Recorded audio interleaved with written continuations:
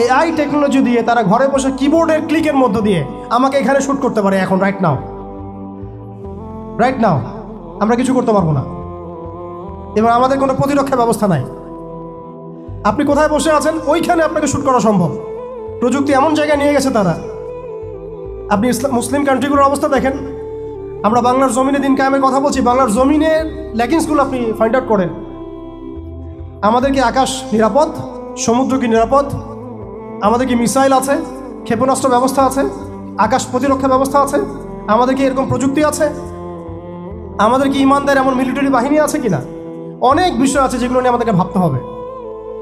নাই, এটা হতাশার কোনো কারণ না।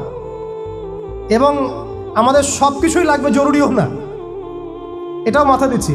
নাই, অনেক কিছুই নাই, এটা হতাশার কোনো ব্যাপার না। এবং অনেক কিছু যে নাই, এটা আমাদের ভীরুতারও কোনো সুযোগ এখানে রাখার দরকার নাই। নাই, ঠিক আছে, যতটা সম্ভব আমরা অর্জন করার চেষ্টা করবো ইনশাল্লাহ। কিন্তু যদি নাও হয় 100%, তবুও আমাদের ভয় পাওয়ার কোনো কারণ নাই। কারণ আমাদের সাহায্য আসবে আল্লাহর পক্ষ থেকে।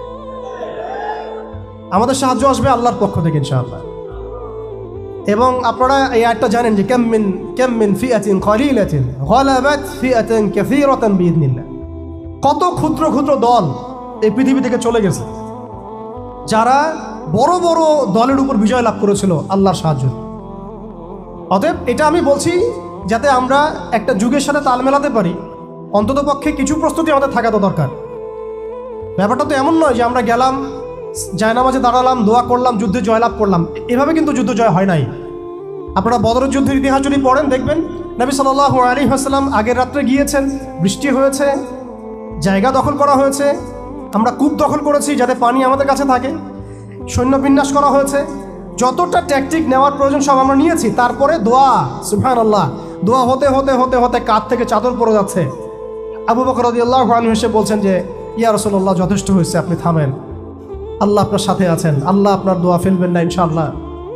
এরপরে দেখলেন 313 নিয়ে আমরা ওদেরকে হারালাম। সব কিছুর প্রয়োজন আছে। তো আমাদের অবস্থাটা এখন এমন একটা জায়গায় আছে যে ওই খিলাফা যাওয়ার পর থেকে উম্মাহ আজকে এই জায়গায় চলে আসছে। এটা একদিনে হয় নাই, 100 বছর লাগছে। এটা ভাই একদিনে হয় নাই, 100 বছর লাগছে। ওরা 100 বছর মেয়াদি প্ল্যান করেছিল, আরও বেশি প্ল্যান করেছে ওরা তো প্ল্যান করেছে পুরো প্যালেস্টাইনের এই হোলি ল্যান্ডটাই তারা দখল করবে। এটা ওদের প্ল্যান, এটা আমরা জানি। জায়নিস্ট প্ল্যান এইটা। ইরাকের ইউফ্রেটিস নদী থেকে একেবারে মিশরের নীল নদ পর্যন্ত ওরা দখল করতে চায়। ওরা শুধু গাজা চায় না, ওরা পুরো হোলি ল্যান্ডটাই চায়। এবং এই জায়গা থেকে তারা মসিহুদ দাজ্জালের শাসন কায়েম করতে চায় এবং তারা পুরো বিশ্বটাকেই ডমিনেট করতে চায়। যারা তার আনুগত্য করবে তাকে তারা খাবার দিবে, বাঁচিয়ে রাখবে, দুনিয়াবী সমৃদ্ধি দিবে। যারাই তাদের এই কুফরের প্রতিবাদ করবে তাদেরকে তারা আস্ত রাখবে না। এটা ওদের প্ল্যান, এটা ওপেন সিক্রেট, সবাই জানে। এদিকে তারা হাঁটছে, এই জন্যই তারা এই কাজগুলো করছে। এবং এই কারণে আপনি দেখবেন কোরআন মনে হচ্ছে যেন আজকেই নাজিল হলো। কোরআন থেকে যদি আপনি পড়েন মনে হবে আজকেই যেন নাজিল হলো। আল্লাহ পাক বলেছেন, ইয়া আইয়ুহাল্লাযীনা আমানু লা তাত্তাখিযুল ইয়াহুদা ওয়ান নাসারা আউলিয়া। হে মুমিনগণ, তোমরা ইহুদি এবং নাসারাদেরকে বন্ধুরূপে গ্রহণ করো না। বা'দুহুম আউলিয়াউ বা'দ, এরা একে অপরের বন্ধু। তারা আজকে মিলেমিশে সারা বিশ্বে কি করতেছে দেখেন। বা'দুহুম আউলিয়াউ বা'দ, আল্লাহ আমাদেরকে আগেই বলেছিলেন। আল্লাহ পাক আরো সতর্ক করেছেন, ওয়া মান ইয়াতাওয়াল্লাহুম মিনকুম ফাইন্নাহু মিনহুম। তোমাদের মধ্যে কেউ যদি ওদের সাথে হাত মিলাও, ওদের দিকে মুখ ফিরাও, তোমরা তাদের অন্তর্ভুক্ত। আজকে দেখেন পুরো আরবের মধ্যে কারা ওদের দিকে মুখ ফিরাইছে, পুরো বিশ্বে কারা ওদের দিকে মুখ ফিরাই নিয়েছে। প্রত্যেকটা সেকুলার রাষ্ট্রের শাসক ওদের দিকে মুখ ফিরাইছে। প্রত্যেকটা ডেমোক্রেটিক কান্ট্রির শাসক দেখেন আজকে ওদের দিকে মুখ ফিরাইছে। আপনি এইসব তন্ত্রমন্ত্রগুলোর কথা আগে যেগুলো বললাম, এগুলোর দ্বারা যারা শাসিত হচ্ছে তারা কেউই ওদের থেকে বিচ্ছিন্ন নয়, বরং তারা ওদের অংশ এবং তারা ওদের পারপাস সার্ভ করতেছে ওই অঞ্চলে। দাজ্জাল কি আসলে? সে তো একটা ব্যক্তি হবে, কিন্তু দেখেন ওর সিস্টেম কিন্তু অলরেডি ডেভেলপ করে ফেলছে। সে কি প্রত্যেকটা জায়গায় পায়ে হেঁটে হেঁটে গিয়ে শাসন করবে? আপনাদের তাই মনে হয়? সে প্রত্যেকটা জায়গায় তার এজেন্টদেরকে বসাবে, এটাই বাস্তব। ওমর রাদিয়াল্লাহু আনহু মদিনা থেকে পুরো বিশ্ব শাসন করেছেন। তিনি কি প্রত্যেকটা জায়গায় পায়ে হেঁটে হেঁটে গিয়েছেন? এটা কি পসিবল? ইসলামের প্রতিনিধি ছিল, সাহাবায়ে কেরাম বিভিন্ন জায়গায় ছিলেন তার পক্ষ থেকে। মসিহুদ দাজ্জাল অনেকটা সেম কাজ করতে পারে। দেখুন, খেয়াল করে সে তার অনুসারীদেরকে সব জায়গায় বসিয়ে দিয়েছে, সবাই তার ভাষায় কথা বলছে। BBC, CNN তারা যে ভাষাগুলো চয়ন করে সেই ভাষায় আমাদের রিপোর্ট করা হয়। ওরা যে মিডিয়াগুলো, FBI, ওরা যে রিপোর্টগুলো প্রদান করে, ওই রিপোর্টের আলোকে আমাদের এখানে প্রশাসনিক বাহিনী কাজ করে। তারা যেভাবে ফাংশন করে সেইভাবে কাজ করা হয়। পুরো বিশ্বটা যেন একটা সিস্টেমের মধ্যে নিয়ে আসা হয়েছে। এটাই হচ্ছে একটা দাজ্জালি ওয়ার্ল্ড অর্ডার। এই ওয়ার্ল্ড অর্ডারটাই তারা ফাংশন করেছিল আমাদের খেলাফতটাকে অ্যাবলিশ করার পরে।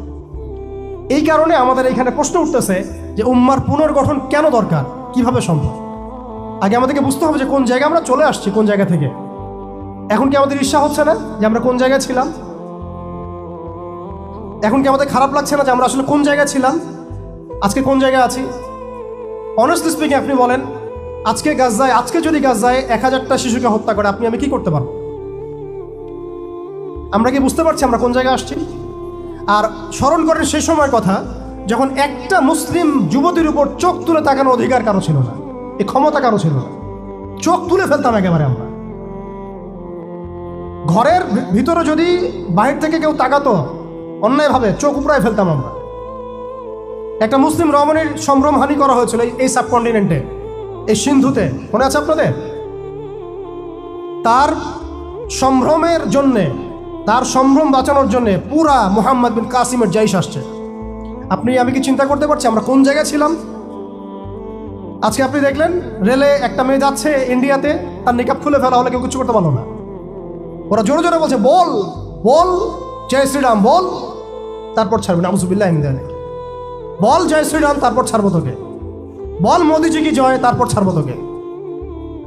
চিন্তা করছেন আমরা কোন জায়গায় আসছি? আমাদের কি ভারতের মসজিদের অভাব আছে, মাদ্রাসার অভাব আছে? ভারতে কি মুসলমানদের সংখ্যার অভাব? তাহলে কেন এই জায়গায় আসলো? একটাই কারণ, রাজনৈতিক শক্তি না থাকলে উম্মার অবস্থাই হয়। রাজনৈতিক শক্তি, হ্যাঁ, রাজনৈতিক শক্তি হচ্ছে এখন আমাদের মূল লক্ষ্য হওয়া দরকার। একটা অঞ্চলে ইসলামী ইমারা শরিয়া কায়েম করার জন্য 100% মানুষের 100% পরিপূর্ণ মুসলিম হওয়া শর্ত না। জি, বরং একটা অঞ্চলের মানুষের মধ্যে যদি মুসলিমে মানুষও একদম খালেস মুখলেস হয়, মুত্তাকি হয়, পরহেজগার হয়, ইমানদার হয়, একদম সিরাতের আদলে সব সুন্নাহগুলো মেনে চলে, ওই গুটি কয়েক মানুষের দ্বারা ইনশাআল্লাহ একটা বড় অঞ্চলে খেলাফা প্রতিষ্ঠা করা সম্ভব। আমি একটা এক্সাম্পল দিচ্ছি, আমি আমার আউট অফ হেডস কথা বলছি না। মদিনা রাষ্ট্র যখন কায়েম হয়েছে, আমাদের কি মনে হয় মদিনার 100% মানুষই মুসলিম হয়েছিল? কখনোই না। মদিনায় আনসার সাহাবী তারা মুসলিম ছিলেন, আওস ও খাজরাজ গোত্রের, হিজরত করে গিয়েছেন মুহাজির সাহাবীরা। এতটুকু ইসলাম, এতটুকু মুসলিম আমাদের। বাকি বহু অংশে মুনাফেক, আব্দুল্লাহ বিন উবাইর অনুসারী। আর বড় বড় 3টা গোত্র আছে ইহুদিদের, বনু কোরাইজার, বনু কাইনুকার, বনু নাজিরের, খায়বার ইহুদিরা আছে, পত্তলিকরা আছে, কিছু নাসারাও আছে আশেপাশে। তারপরেও সেখানে ইসলামী রাষ্ট্র কায়েম হয়েছে। এই শর্তটা যারা জুড়ে দিচ্ছেন এটা ঠিক হচ্ছে না, যে একদম 100% মানুষের ইসলাম না হওয়া পর্যন্ত আমাদের এখানে ইসলামী শরিয়া কায়েম করা যাবে না, এই কনসেপ্ট ঠিক না। বরং আপনি দেখেন, একটু খেয়াল করে দেখেন, একটা এক্সাম্পল দিই, জুলাই অভ্যুত্থান, ঠিক আছে? এই সময় মাঠে ময়দানে ছিল সব মিলায় ধরেন 20% মানুষ এই বাংলাদেশের, বাকি 80% মানুষ ঘরেই ছিল, আজও ঘরে আছে, শরিয়া কায়েম হলেও ঘরেই থাকবে। আপনি খেয়াল করে দেখেন, তাদের কিছু যায় আসে নাই, তারা যেভাবে ছিল সেভাবে আছে। আগে ছিল একটা শাসন, তাদের কাছে মনে হচ্ছে এখন আরেকটা শাসন আসবে। তাদের চিন্তায় তো এতটুকু, চিন্তার লিমিটেশন এতটুকুই। একজন গেছে আরেকজন আসবে, এক তাগুত গেছে আর এক তাগুত আসবে, মদের বোতল চেঞ্জ হবে, মদ সেম থাকবে, ওদের চিন্তাটা এমনই। তো এত আমাদের কঠোর চিন্তার প্রয়োজন নাই যে 100% মানুষ মুসলমান পরিপূর্ণ না হওয়া পর্যন্ত শরিয়া কায়েম হবে না। আমি এই পয়েন্টটাতে একটু সময় নিয়ে নিলাম। দেখেন ভারতের অবস্থাটা আমাদেরকে খুব পীড়া দিচ্ছে। ভারতের অবস্থা আমাদেরকে অনেক পীড়া দিচ্ছে না? এটা দেওয়ার পরেও কিন্তু আমি কিছু করতে পারছি না। এটা যদি আল্লাহ না করুক যদি এটা বাংলাদেশে হয়, আল্লাহ না করুক এটা যদি বাংলাদেশে হয়, তখন আপনার ফতোয়া কি হবে, আমাদের ফতোয়া কি হবে, এটা আমাদের এখন স্পষ্ট করা উচিত। এবং যেটার আশঙ্কা আমরা করি সেটার প্রিপারেশন কেন আমরা নিব না? যেটার আশঙ্কা আমরা করি বা যেটা আমরা বুঝতে পারছি এটা হতেই পারে, অসম্ভব কিছু না, তাহলে তার প্রিপারেশন আমরা কেন রাখবো না? এটা আমার প্রশ্ন আর কি। ভারতের মুসলিমরা কি কখনো ভেবেছিল আজকে থেকে 10 বছর আগে এমনটা হবে? ওয়াকফ বিলের মাধ্যমে আমাদের সব সম্পত্তি তারা গ্রাস করে ফেলবে, কেউ কি ভাবছে? আচ্ছা আমাকে একটা প্রশ্নের উত্তর দেন, আগামীকাল যদি দারুল উলুম দেওবন্দ তারা দখল করে ফেলে, বলেন আগামীকাল যদি তারা বলে দারুল উলুম দেওবন্দ আমাদের, এখান থেকে বের হও সবাই, কি করবেন আপনারা? না আমরা কি করব? ফতোয়া কি আসবে? কোনো স্ট্রং ফতোয়া আসবে কিনা? সেটাকে প্রতিহত করার জন্য আমাদের জীবন দেওয়ার প্রশ্ন আসবে কিনা? এটাই তো কথা। যদি হ্যাঁ হয় তাহলে আজকে আমরা ভারতের মুসলমানদেরকে মৃত্যুর হাতে ছেড়ে দিচ্ছি কিভাবে? আর যদি না হয় তাহলে তো কিছু বলার নাই। মানে আমাদের সামনে রাস্তা তো দুইটা, হয় তাদের সামনে, আমাদের বলতে আমি তাদেরকে আমাদের অন্তর্ভুক্ত করে বোঝাচ্ছি, তাদের সামনে রাস্তা দুইটা, হয় এখন তাদের মার খেয়ে মরবে জিল্লতির সাথে, থুতু চাটাচ্ছে তারা রাস্তায়, আমাদের মুসলিম ভাইদেরকে তারা থুতু চাটাচ্ছে রাস্তায়, মেয়েদেরকে নগ্ন করতেছে, বাড়িঘর জ্বালাই দিচ্ছে, মসজিদ ভেঙে দিচ্ছে, মাদ্রাসা দখল করতেছে, গরুর গোশত নিয়ে গেলে পিটায় মেরে ফেলতেছে, বাবার সামনে মেয়েকে ধর্ষণ করতেছে। সবচেয়ে বড় কথা, আমাদের নিরপরাধ ভাইদেরকে তারা একটা ইস্যু ক্রিয়েট করে হত্যা করতেছে। এটা একটা জেনোসাইড, গাজার মতোই একটা অবস্থা তারা সৃষ্টি করছে ভারতে, কাশ্মীরে। এখন কথা হচ্ছে তাদের সামনে অপশন কয়টা? হয় তারা এই জিল্লতিগুলো সহ্য করে এভাবে লাঞ্ছনার মৃত্যু মরবে, অথবা প্রতিহত করে শাহাদাতের মর্যাদায় মারা যাবে, শহীদ হবে। এর বাইরে কোনো রাস্তা আছে কি না? এখন আমরা যদি আমাদের পার্শ্ববর্তী অঞ্চল সম্পর্কে সচেতন থাকি, তাহলে আমাদের অভ্যন্তরীণ বিষয়গুলো সম্পর্কে আমাদের সচেতন থাকা উচিত কি উচিত না? আমাদের উম্মার ফিকির অনেক গভীর, এই জন্য আমি বলেছিলাম শুরুতে অনেক কথা আছে। আসেন একটু শেষ করি, অনেক লম্বা হয়ে যাবে আপনাদের। প্রিয় ভাইরা, অবস্থাটা শুধুমাত্র আধ্যাত্মিক না, মানে ক্রাইসিসটা একটু বুঝেন, ক্রাইসিসটা শুধুমাত্র ইমানের ক্রাইসিস না, ক্রাইসিসটা শুধুমাত্র আমাদের সংখ্যার না, মানে আমাদের মসজিদের মাদ্রাসার না, আমাদের শুধু মিডিয়া নিয়ে সমস্যা না, শুধু প্রযুক্তি নিয়ে সমস্যা না, আমাদের ইন টোটাল ব্যক্তি জীবন থেকে নিয়ে পলিটিক্যাল সিস্টেম পর্যন্ত প্রত্যেকটা ডিপার্টমেন্টেই আমাদের উম্মাগত সমস্যা। তার মধ্যে সবচেয়ে বড় জায়গাটাই হচ্ছে আমরা আমাদের ওই রাজনৈতিক সে ক্ষমতা ওইটা হারাই ফেলছে। আল্লাহ পাক আমাদের সবাইকে উম্মার সেই হারানো জায়গায় ফিরে যাওয়ার তৌফিক দান করে। এখন তো প্রশ্ন একটা আসতেছে যে এটা কি পসিবল কিনা, এটা পসিবল কিনা সেটা আমি না বলে হাদিস থেকে বলি। রাসূলুল্লাহ সাল্লাল্লাহু আলাইহি ওয়াসাল্লাম আখিরুজ্জামানের হাদিসগুলোর মধ্যে অনেকগুলো হাদিস, এগুলোর মধ্যে ইরশাদ করেছেন। আমি কয়েকটা সামারি বলছি এখানে। এই বাইতুল মুকাদ্দাস যেটা আমরা দেখছি, ইনশাআল্লাহ এই বাইতুল মুকাদ্দাস যেটা আমরা দেখছি, এখান থেকে ইনশাআল্লাহ তাআলা ইসলামী খেলাফা কায়েম হবে, এটা ভবিষ্যতে লেখা হয়ে গেছে।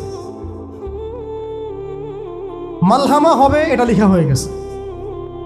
এবং মুসলিমদের একটা বড় অংশ শহীদ হবে, এটাও লেখা হয়ে গেছে। মুসলিমদের একটা অংশ এই যুদ্ধে জয়লাভ করবে, এটাও লেখা হয়ে গেছে। ঈসা আলাইহিস সালামের হাতে 40 বছর ইসলামী খেলাফা কায়েম হবে, এটাও লেখা হয়ে গেছে। তাহলে এই বিষয়ে যাদের মধ্যে কনফিউশন আছে যে ইসলাম কি আবার সে আগের জায়গায় যাবে, উম্মাহ কি আবার হারানো ওই জায়গায় ফিরে পাবে, এই কনফিউশনটা আগে দূর করতে হবে। আজকে থেকে বাসায় ফিরে গিয়ে আপনি কনফিডেন্ট থাকবেন যে সামনে আমরা জয়লাভ করতে যাচ্ছি ইনশাআল্লাহ। আগামীকাল আমাদের জয়ের সূর্যোদয় উঠবে, এটা লেখা হয়ে গেছে। এটা যাদের মধ্যে পড়াশোনা নাই, এলেম নাই, যারা দুনিয়াদার, যারা এইসব তন্ত্রমন্ত্রে ধোকায় পড়ে আছে, তাদেরকে বললে তারা হাসতে পারে। এমনকি পশ্চিমা সভ্যতা, Zionist movement, United Nations, NATO, FBI এরা সবাই হাসতে পারে যে এগুলো হবে। ওরা এগুলোকে ওই যে আসাতিরুল আউয়ালিন বলতে পারে, যেমনটা কাফেররা বলতো, প্রাচীন নীতি কথা এগুলো বলতে পারে। কিন্তু এটা মুহাম্মদ সাল্লাল্লাহু আলাইহি ওয়াসাল্লামের পবিত্র জবানের ভবিষ্যৎবাণী, কেউ ঠেকাতে পারবে না ইনশাআল্লাহ। অতএব এখন যেহেতু আমরা আমাদের গন্তব্যটা জানি, এই জায়গায় আমরা যাবো ইনশাআল্লাহ, অতীতটাও জানছি কোথায় ছিলাম, মাঝখানে কিভাবে আমরা এই জায়গায় আসলাম সেটাও জানলাম। এখন 2 মিনিটে আমি শুরু বলতে যাচ্ছি যে কোন কাজগুলো আমরা করতে হবে, আমাদেরকে করতে হবে। এটা আজকে একটু মেমোরাইজ করার চেষ্টা করতে হবে। ফার্স্ট অফ অল ভাই, ব্যক্তি থেকেই শুরু হয়। আপনি আমি আজকে থেকে চিন্তা করব, একটু ধৈর্য ধরেন, জাস্ট 5 মিনিট। আপনি আমি আজকে থেকে চিন্তা করব যে আমরা পৃথিবীতে বেঁচে আছি কি জন্য, বলেন আমাদের বেঁচে থাকার কারণটা কি? আপনি আমি পৃথিবীতে বেঁচে আছি কেন? আল্লাহ পাক আমাকে আপনাকে হায়াতে রাখছেন কেন? দুইটা কাজ আমাদের। যত কিছু আমাদের আশেপাশে ঘুরতেছে, স্ত্রী, সন্তান, ব্যবসা বাণিজ্য, চাকরি বাকরি, এইটা সেইটা, এগুলো সবই গৌণ। আমাদের মুখ্য কাজ দুইটা: আল্লাহর ইবাদত করা, তার জমিনে তার দিন কায়েম করা। বাকি সব কিছু এর আওতাভুক্ত। ইবাদতের মধ্যে এবাদতের মধ্যে এটা কাউন্ট হবে, আমার সন্তানের প্রতিপালন, স্ত্রী ভরণ পোষণ, সব ঠিক আছে, কিন্তু আমার মূল কাজ দুইটা। এক, আমি ওয়ামা খালাকতুল জিন্না ওয়াল ইনসা ইল্লা লিয়াবুদুন, এর উপর আমল করব। আরেকটা আমি শুরুতে বলেছিলাম, ইন্নাল্লাহা লা ইউগাইয়িরু মা বিকওমিন হাত্তা ইউগাইয়িরু মা বিআনফুসিহিম। আল্লাহ পাক কোনো কওমের অবস্থা ততক্ষণ পর্যন্ত পরিবর্তন করেন না যতক্ষণ সেই কওম তাদের নিজেদের অবস্থা পরিবর্তনের ফিকির না করে, চেষ্টা না করে। অতএব শুরুটা ব্যক্তি থেকে হবে। আমরা সবাই নিয়াত করতে পারি ইনশাআল্লাহ যে আমরা আমাদের আগামী পুরা জীবনটা শুধু এক আল্লাহর জন্য ঢেলে দিব ইনশাআল্লাহ। আমাদের সব কাজ হবে আল্লাহর সন্তুষ্টির জন্য। মৌলিক কাজ হবে দুইটা: আল্লাহর ইবাদত করা এবং তার জমিনে তার দিন কায়েমের চেষ্টা করা। দুই নাম্বার হচ্ছে ভাই, পরিপূর্ণ ইসলামে প্রবেশ করতে হবে। আংশিক ইসলাম প্র্যাকটিস করলে এখন আর চলবে না। অনেক হয়েছে, ওয়াজ তো শুনতেছেন 10 বছর থেকে। আমি তো মুসলিম পরিবারের সন্তান। 30 বছর হয়ে গেছে বয়স, 35 বছর হয়ে গেছে বয়স। এই যে আমাদের অনেকের বয়স 40-50 হয়ে গেছে। আর কি, আর কত? দুনিয়া তো দেখলাম, দুনিয়া তো যথেষ্ট দেখলাম। অতএব পরিপূর্ণ ইসলামে প্রবেশ করতে হবে। এটার মাধ্যম হচ্ছে আল্লাহ পাকের সব হালাল মেনে চলবো, হারাম মেনে চলবো, সব আদেশ মেনে চলবো, নিষেধ ছেড়ে দিব, সুন্নাহ ভিত্তিক জীবনযাপন করবো ইনশাআল্লাহ। রাসূল সাল্লাল্লাহু আলাইহি ওয়াসাল্লাম যা করতে বলেছেন করবো, ছাড়তে বলেছেন ছাড়বো। এবং 3 নম্বর হচ্ছে ইসলাম বিরোধী যে আকীদা, দর্শন, মতবাদগুলো আছে এগুলোকে চিনতে হবে। শুধু ইসলাম পালন করেই যাবেন, এইদিকে আবার তাগুত, কুফর, হারাম সবই থাকবে, এই জগা খিচুড়ি দিয়ে আবার কাজ হবে। আমাদেরকে এই যুগে আবু বকর, ওমর, ওসমান, আলী হতে হবে। একদম মুখলেস, একদম খালেস, একদম পরিশুদ্ধ হওয়ার চেষ্টা করা ইনশাআল্লাহ। তো ইসলামের পরিপূর্ণতার মধ্যে প্রবেশ করার চেষ্টা করতে থাকা এবং একই সাথে ইসলাম বিরোধী যে আকীদা আমলগুলো আছে এগুলো থেকে দূরে থাকা। এবং ইসলাম বিরোধী অনেক আকীদা আছে, দর্শন আছে, প্রথমে কয়েকটা বললাম, এছাড়া আর অনেক আছে। মুরজি আকীদা আছে, জাবারিয়া আকীদা আছে, কাদারিয়া আছে, আপনার মুতাজিলা আকীদা আছে, রাফেজি আকীদা আছে, খারেজি আকীদা আছে। এগুলো সম্পর্কে চিন্তা হবে এবং আহলুস সুন্নাহ ওয়াল জামাআর আকীদার উপর থাকতে হবে। এর সাথে এই যে পশ্চিমা তন্ত্রমন্ত্রের দর্শনের যে ফিতনাগুলো, এগুলো থেকে দূরে থাকতে হবে। আমলগত ফিতনাগুলো থেকে দূরে থাকতে হবে। সুদ থেকে, ঘুষ থেকে, দুর্নীতি থেকে, জেনা থেকে, ব্যভিচার থেকে, যত রকম কবিরা গুনাহ আছে এগুলো ছাড়তে হবে ভাই। আল্লাহ পাক অপবিত্র কাঁধে আল্লাহর দিনের আমানত দিবেন না, অপবিত্র কলবে আল্লাহ পাকের দিনের আমানত দিবেন না। সো ভিতর বাহির পরিষ্কার করতে হবে, ভিতর বাহির পরিষ্কার করতে হবে। আল্লাহ পাক তৌফিক দান করেন। 4 নম্বর হচ্ছে অবশ্যই মাথার উপরে আমাদের ওলামা ইকরামদেরকে রাখতে হবে। ওলামা বিবর্জিত কোনো জেনারেশন কখনো সফল হতে পারবে না।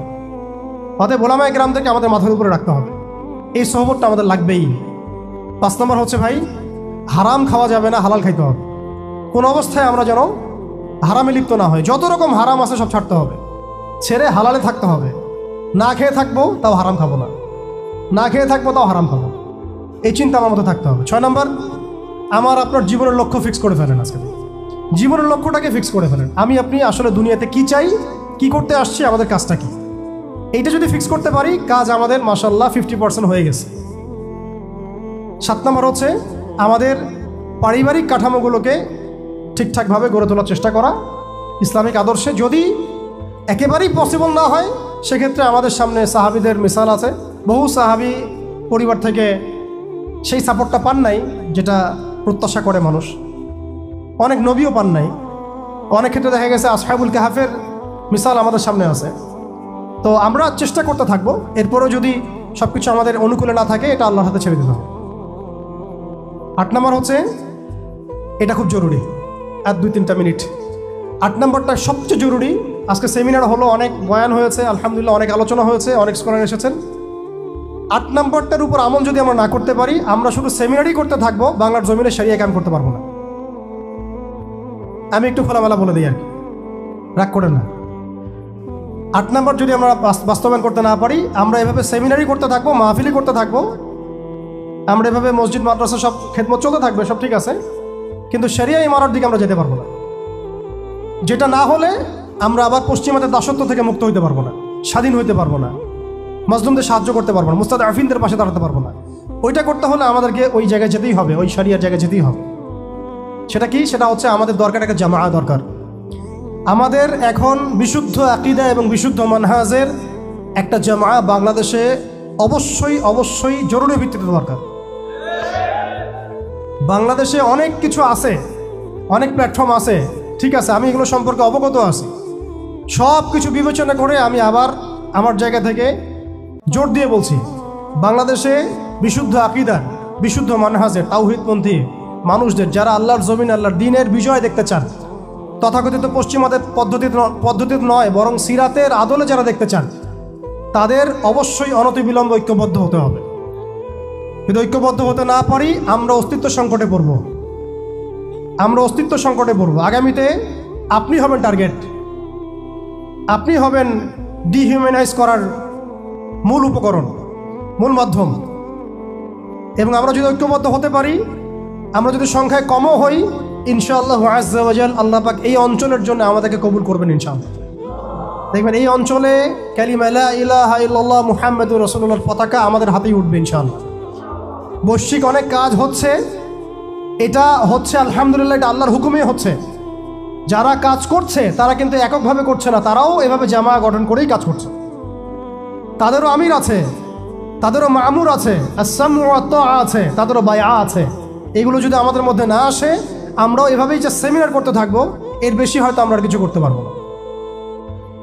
হয়তোবা আমরা চাই অনতিবিলম্বে বাংলাদেশে তাওহীদপন্থী মানুষদের একটা কাফেলা গড়ে উঠুক।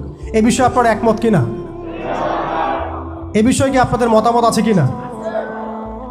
আপনারা আল্লাহর কাছে দোয়া করতে থাকেন, আল্লাহ যেন এমন একটা জামা করে দেন, এমন একটা ইমারা এনে দেন, এমন একটা মামুর আল্লাহ পাক তৈরি করে দেন, এবং এমন যোগ্য আমির আল্লাহ পাক নিয়ে এসে দেন, যাদের ঐক্যবদ্ধ প্রচেষ্টায় বাংলাদেশে ইনশাআল্লাহ শরিয়া কায়েম হবে।